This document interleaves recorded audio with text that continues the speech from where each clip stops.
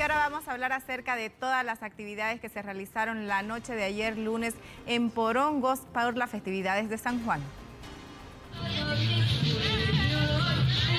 Estamos viendo en este momento las imágenes en las cuales la población de Porongos se volcó en la plaza principal para realizar todas las actividades y el festejo por San Juan. Esa misma noche se ha realizado el encendido de la fogata gigante en el cual los pobladores disfrutaron y se divirtieron en este aniversario de la población de Porongos.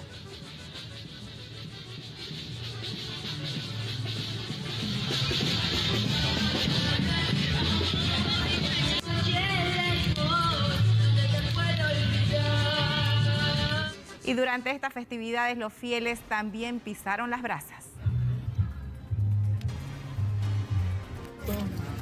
Votos al patrono de San Juan Bautista cruzaron las brasas como penitencias de fe durante la noche desde las 12. Miles de fieles se congregaron en la plaza de Porongos.